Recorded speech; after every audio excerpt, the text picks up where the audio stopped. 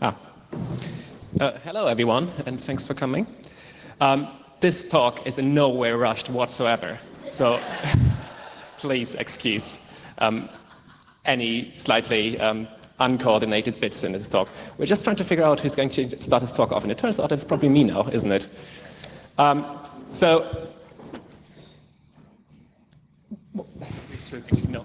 No. Oh, hello. Hi. So this, as ever with the badge talk, we're starting out with a quote from John T that we entirely ignored. So this is TiLDA Mark 4, or how we, I can't see my slides. Hang on. There we go. Or how we manufactured a replacement Nokia 3310 motherboard-ish. So, early 2017, we all went to Nottingham for a badge team meetup. Ostensibly, we were sorting out badges from the previous year, and we kind of, hang on, that slide's not gone on. Why's that slide not gone on? Hey, there we go. I'm going to stand here so I can see. Early 2017, we had a badge team meetup, and we decided to give everyone a pager because we're stupid. Turns out the easiest way to give everyone a pager is to get some GSM modules. And if you're already giving people GSM modules, you kind of want to just make it into a mobile phone, and yeah, oops. So, you know, that happened. So, we did a lot of software, and then we realized, oh, hang on, we've not done any hardware yet.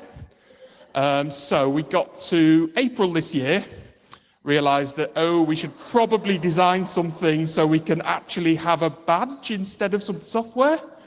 So Matt quickly hacked this together. It kind of worked. It mostly worked, didn't it? Yeah, EMF1 worked. It was square. We decided probably don't give things to people that are square. So, what do we have here? Next. So, this one we manufactured it. Took 3 minutes 30 to make, took half an hour to fix the machine again afterwards. We spoke to some of our sponsors. They said, can you make it look more like an N-Gage and less like a 3310? So at this point, we were still kind of going for the replacement 3310 motherboard, just to annoy Jonty. So, this is the initial EMF2 prototype plan. We kind of went a bit more engagey with it. We essentially stole the design from the previous year's badge and modified it, and, you know, went a bit more mobile phony. This is, so, Matt has, other Matt, primary Matt, I don't know. Which one of you is Matt A and Matt B? That's a good point, okay. You get to be Matt A. Do you want to talk about the EMF2 design thing, or? No? Yes. Yeah, I can sit down. Yeah, Matt B had done this nice square board that got us the schematic and the layout and all the pins and connections, and it was like, right, we need something that looks like a badge. And yes, something that looks like an N-Gage. And so this was night 0, and space bar. This was night 0, night 1, night 2, night 3, yeah. 4 nights, solid nights of design work, and after about 7 or 8 nights, I finally got to, to that. So yes, this was very rushed and quick. Halfway through doing this, our sponsors TI turned around to us and said that the nice, simple, square, modular Wi-Fi chip package would not be available because it's brand new silicon. They couldn't manufacture enough for us, so we had to go for the much more complex design, which is where I had to completely rearrange the board to get the Wi-Fi on. Yes, so that was this was knocked out in about 3 weeks, and then we sent off and had 5 PCBs. You didn't get? Did you get the PCB? No. We had 5 PCBs manufactured in the UK. I built them at home. on my desk with my tweezers and then put them on my oven, on my hot plate to cook the first ones, hand built. And then we were like the next 2 weeks we were testing, trying to write code to test all the bits of the hardware, and then redesigned it. And then it was we got the final design done on the 29th of July.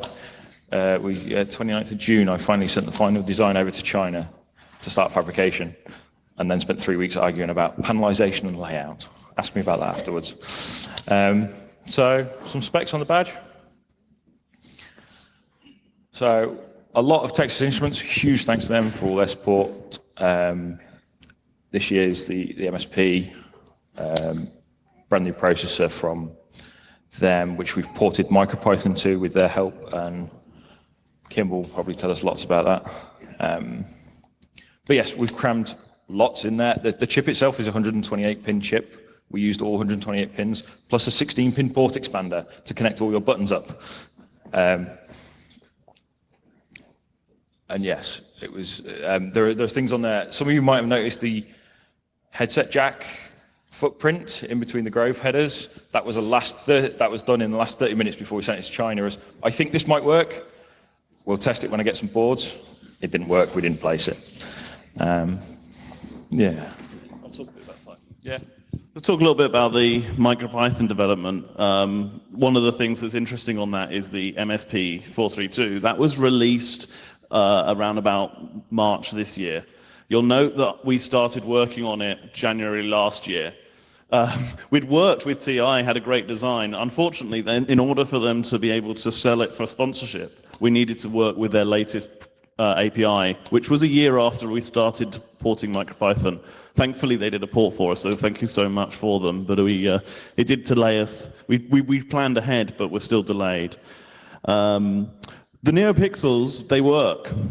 They didn't work an hour before John Z had his badge on stage. At least this time it was just software. It's been fantastic doing MicroPython again, because it's once again we've had so many people being able to bring in apps and stuff, and so I know we've got a lot of badges out, and I think Matt wants to talk a little bit about what we've been doing in terms of the App Store, because most of the Python work is Marek, sorry, not Matt. So Marek. Is that already next one? Yeah. Okay, so I kind of joined in after all the hardware's done, because I have absolutely no clue about hardware. So MicroPython means that everyone can just write a Python script and it runs on those badges. And we thought, yeah, we can probably improve on Last with App Store. We can improve the review process. So we moved everything to GitHub to just streamline the whole process. And so far it has, what was it, the last count? 43 PRs have been merged. And probably by the time I come back to the 10, there will be 20 new ones. So please keep it up, and thank you so much for all the work you've done so far. I highlight a few of the apps that have made it into master so far, and I was going to run through them, and you can find all of them on the badge store, and you can install them, and then they will be yours. So we have at least 5 different home screens. I've pictured 3 of them. I've seen more when I was walking around yesterday, so if you made other ones, please push them, yes? Okay. We have, and I have no idea why, 2 different completely independent dating apps. And someone has started work on these really early, and I have no idea where this is all coming from. So thank you for that. We have, well, obvious, we have to have a snake, we have to have a breakout. Thanks for the person who made the breakout. I'm sure there's quite a lot of improvements we can do to Snake as well. I've heard there's Snake 2. So yeah, get on it. Sound, so we have a speaker, and this time it's actually working reasonably well. So given that we also had 12 buttons, we had to make a synth with it as well. As you can see, it's still very minimal, so please improve on it. There's also another app, and I have no idea how it works, but it looks pretty. Also, there are some random EMF-related apps, most notably one that tells you which beer is currently on, which is very important, and one that gives you the current webcam view over the campsite. And there's lots of other like random arty stuff. And I can just reiterate, please push all your changes, because other ones might be interested in sharing it.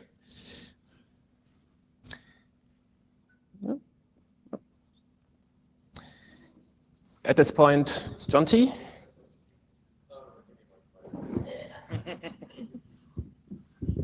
Right. Building the badges is extremely hard, obviously. We can't do this without support of sponsors. It would be so ludicrously expensive to try and do this without the manufacturer's support in the first place. This year, we've managed to keep it down to a smaller number of sponsors than usual because Texas Instruments have been so good to us, along with HCD doing the assembly. And frankly, the fact that HCD did it again, we were a little bit surprised because it was such a pain last time, and then they volunteered to do it again. And we're like, you do remember what happened, don't you? So, but they're lovely, and they did, and it was actually worse this time. So I think maybe next time. So we'll see what happens. But yeah, so MathWorks again supported us and were great. Private Internet Access were great, and then but the majority of the sponsorship that mattered for the badge in terms of hardware was Texas Instruments, HCD, Hologram, who gave everyone the IoT SIM cards, which after you leave site you can activate those and they'll work anywhere in the world, which is kind of cool. And Line Microsystems, who did just a ludicrous amount of work for the GSM network, and they did it. We didn't really expect that. We were like, we kind of want to do a GSM network, and we'll talk to maybe we can cobble something together, and we'll talk to them. And then they went, well, we'll just build you some base stations, and we'll do all the things. And we were like, what? Why are you doing this? And we'll apply for the license from Ofcom and everything. And we were like, what? I don't understand why you're being so nice. But they were wonderful, and we can't thank them enough. And everyone who's been involved in this, sponsor-wise, they've been so good to us, and they've dealt with the fact that we're a little bit hard to work with sometimes. And we're hoping in the future we get to work with them again. So thank you to all the sponsors. If any of the companies are here, I would actually like to meet you afterwards. It's been really great. And that's all I really need to say about the sponsorship. It's all worked quite well. I'm going to hand off to Sam to actually talk about how the GSM network stuff was done, which is ludicrous. So. Thank you. So yeah, I have no slides really prepared. I think there's one that says GSM network. It's full of content. And it goes, there we go. But at least it's not a sponsor. So yeah, I kind of had lunch with John T in March sometime. And I bought him lunch, actually, I seem to remember. And then I ended up agreeing to do something. So I don't quite know how that works, but surely you should have bought me lunch. He kind of said, I want to build a GSM network because I want to put GSM on the badge, but I don't want to tell anyone about it. But if I'm going to give everybody a GSM badge, I need a network that will, in theory, cope with it, or at least not break Vodafone. So our main aim was to try and build something that could support the badges and not cause problems to the real world. So as Line Microsystems provided some hardware, and some expertise in their little SDR radios. I have a background in building networks. I'm going to do some more talk about the actual network and how we did it in the infra, the NOC talk later. But really, just to touch a bit on the badge, I don't think, did you guys talk about any of the problems we've had with GSM? Not yet. Shall I? A little bit. Cool. So as you probably know, it hasn't worked particularly well with GSM. Because everything getting pushed out, we did finally kind of come to the conclusion of what the problem seems to be. And this has a very low-tech modification, which you may be able to see.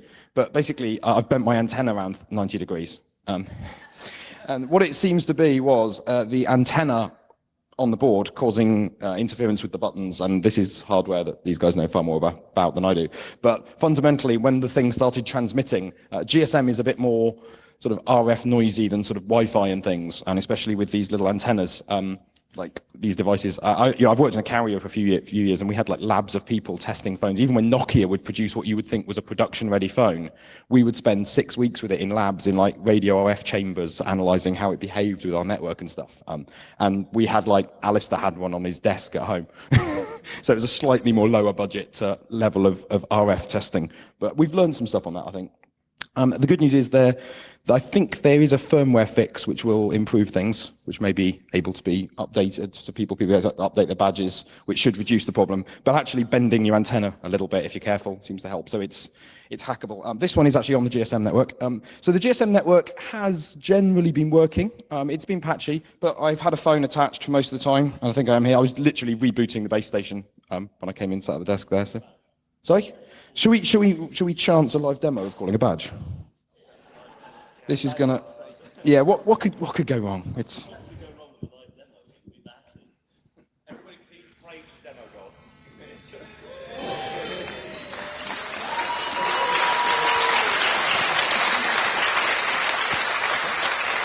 I've answered. Let's talk. I've got far too many microphones. Can somebody take that phone and talk? Hello? Hello? Hello? Hello? Hello? No, are there any talking to the phone? I'm not sure if the call's up, but anyway, it rang. It rang and I answered the call. I think the call's still up. You can hear me through there, can you? Yeah. Okay. I think maybe the. Right, speaking to there. With Mike. So can you hear me talking? Yeah.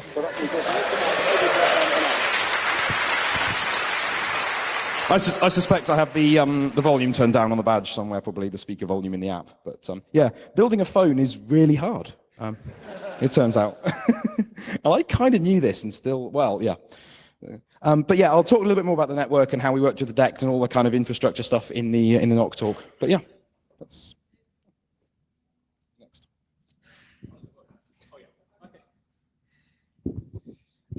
A few notes. You might have realized that we have a sign on the badge tent saying there are currently no badges, which is because yesterday when we were handing them out, so many people come, so many wanted badges that we just emptied all our boxes and they were gone. Like, wow, what happened? So we had a much higher pickup of people who came and actually wanted badges this year from 2016, which kind of screwed our calculations. We also had a slightly higher failure rate on the badges we got out of production. So those two things combined led to a shortage. We have managed to coax a few back into life, and we will be starting handing a few of them. I'm not trying to get any hopes up too high here. A few of them out later on. So regularly, if you walk past a badge tent, like have a look whether we're open. We can't promise any current times right now.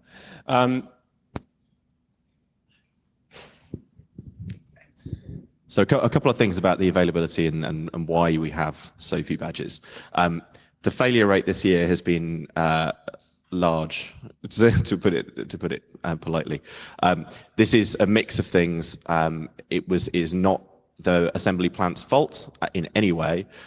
We were much later than we needed to be. They had to do a bit of a rush job to get it done in time. Some of that is just things arriving from China really late. Some of it is just component availability.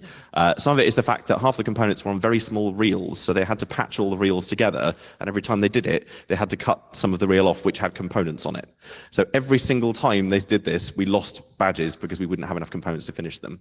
And then it's just been nightmarish. So what is our actual failure rate so far? I think we planned for like 15%, and it was something quite a lot larger than that. But also the badges were just so expensive to make this year. We could not afford to make more than 2,500, and we've sold 2,500 tickets. So we knew there was going to be a bit of there would be a dropout on this, but normally we have about 70 to 80% pickup on the badges anyway. So we're like, that'll be fine. What can possibly go wrong? And then everyone really wants bad phones. So it's...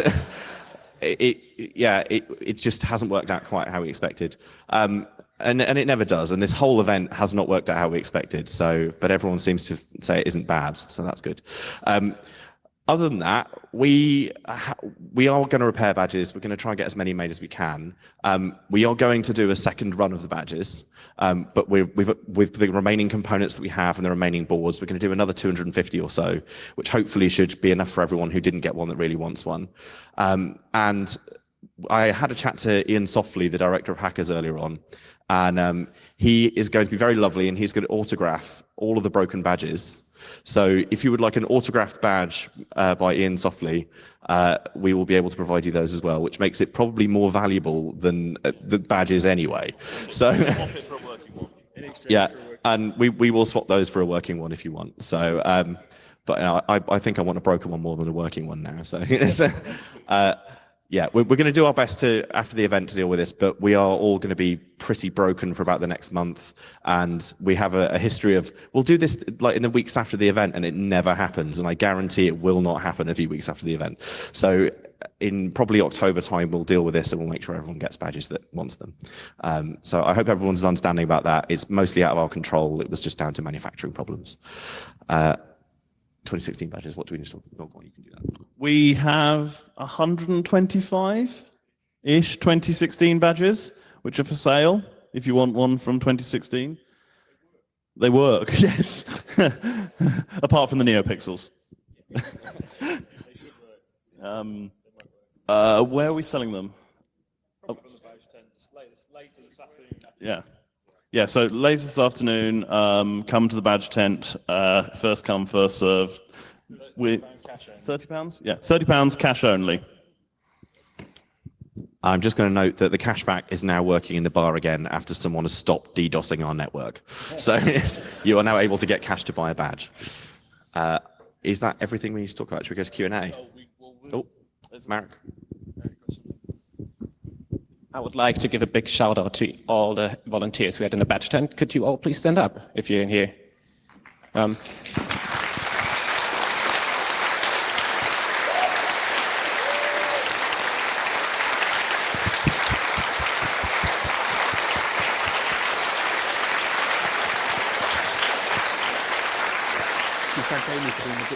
And Amy for doing the booklet, which looks amazing.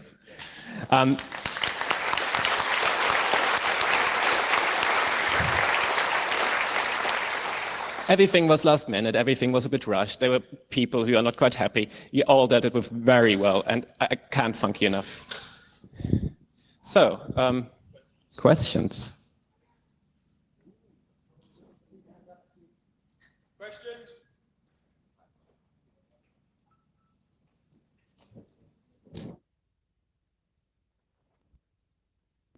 When are we?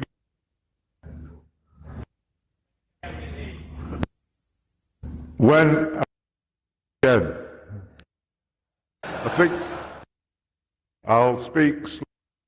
Might work better.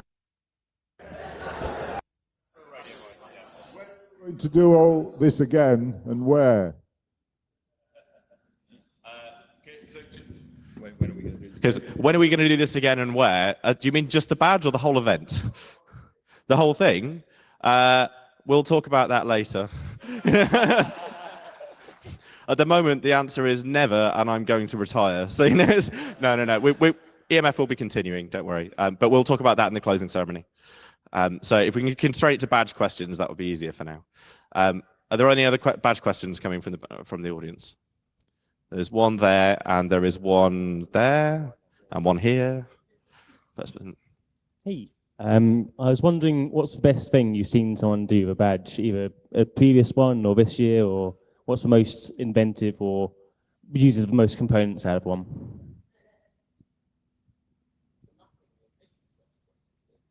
Yeah. So someone in 2016 wrote a geolocation app that figured out where, based on access point IDs and signal strength, triangulated your position. Oh yeah, this Alistair again. Stop being so good. Triangulated where you were on site, and then would show you the now and next talks in the right stage. All right, so someone took your app and made it even better. So there's shoulders at giants and all that. And then also the person who won the competition last year, James, is James here? Floppy, is he around? He wrote a complete 3D renderer for the badge, which was amazing. That was really cool. And he did it in a day in Python. And it's been ported. Yeah, so there is a working 3D renderer, which is kind of cool. And then in 2014, someone wrote an entire operating system, which was kind of amazing. And they just emailed it to me as a zip file. So, it's on GitHub now. There you go. You see, he's here as well. And I can't remember what else has happened. I'm impressed with the dating apps this year. That's kind of cool. The dating apps are cool if a bit creepy.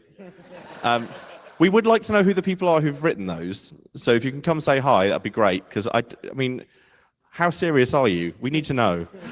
So, yeah. More questions? Oh. What features have you always really wanted for the badge but haven't been able to do? Which of those do you think might happen in 2020? Assuming it's really the after 2020. The feature we would really like to add for 2020 is it working at the beginning of the event. So,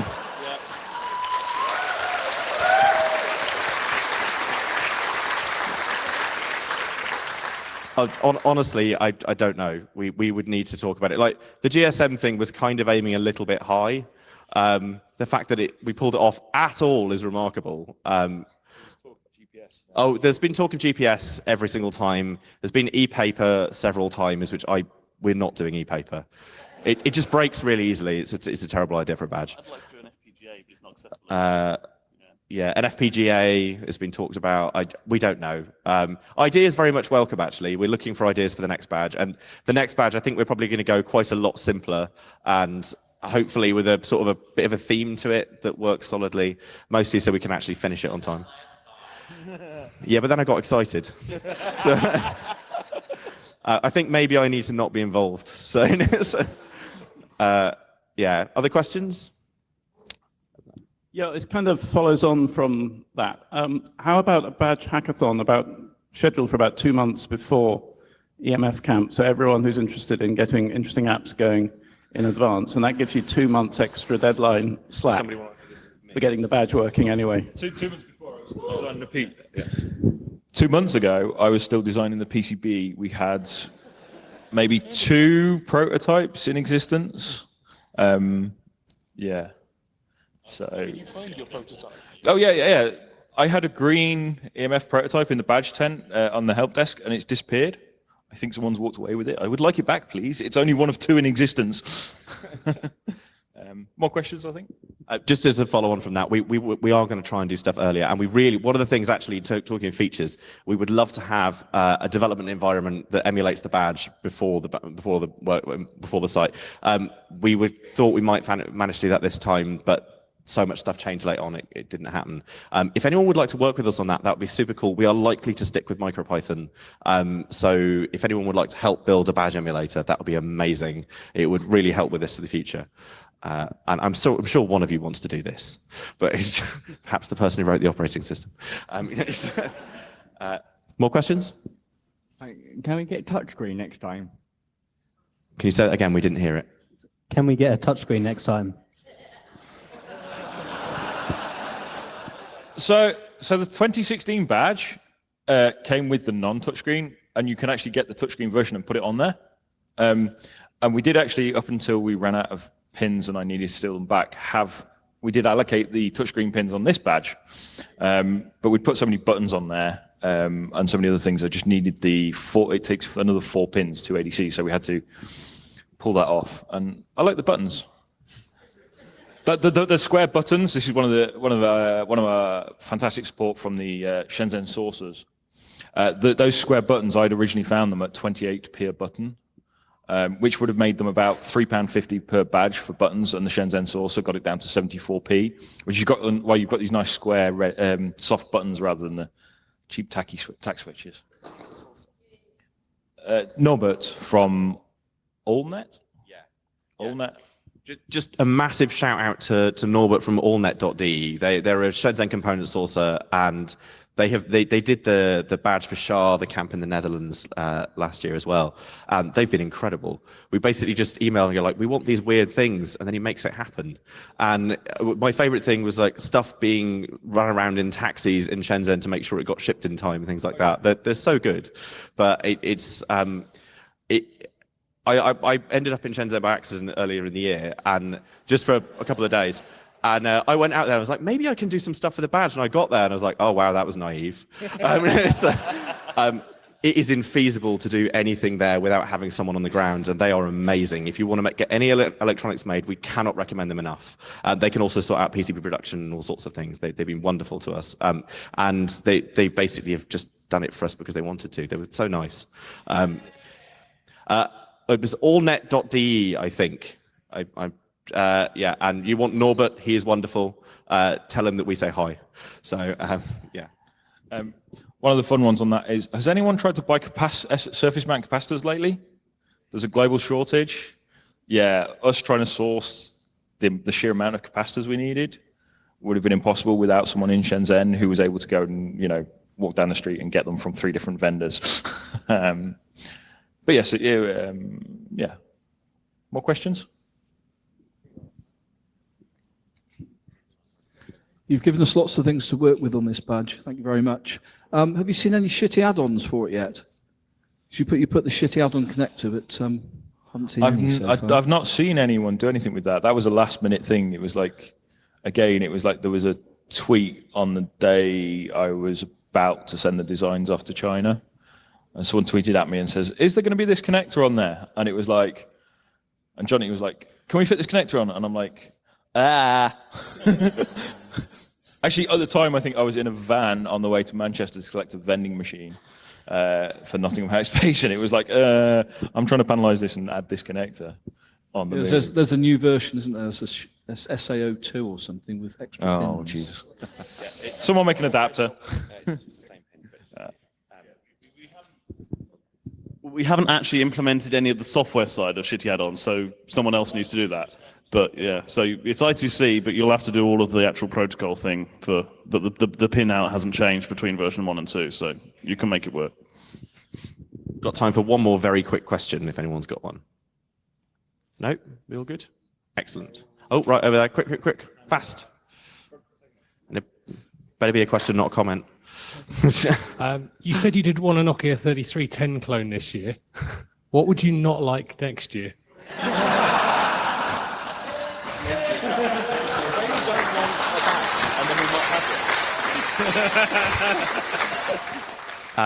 Possibly just not a badge at all, because then we'd have to do all the work. So it's, yeah, we don't know really. It's really hard to say. I think there's been so much gone into this. This team has been incredible. They've worked really, really hard for a very long time. I full credit to Matt as well for frankly not sleeping for like 2 weeks to get the PCB design done. And I think we need to.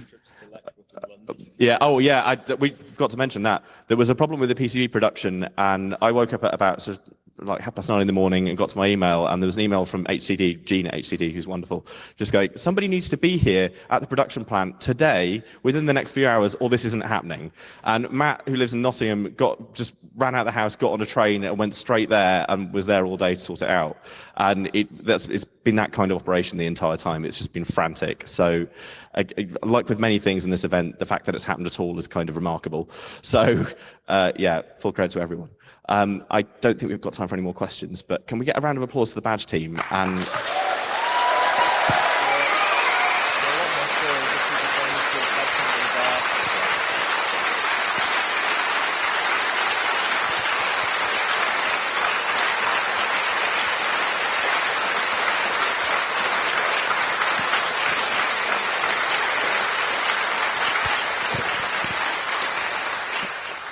we have a lot more stories about this badge, some of which we rather weren't recorded. So if you want to hear them, pop by the bar later on and find us, and we'll be able to tell you all sorts of things that happened. It's been emotional. I hope you enjoy playing with them over the next year. We are going to keep shipping firmware updates to them.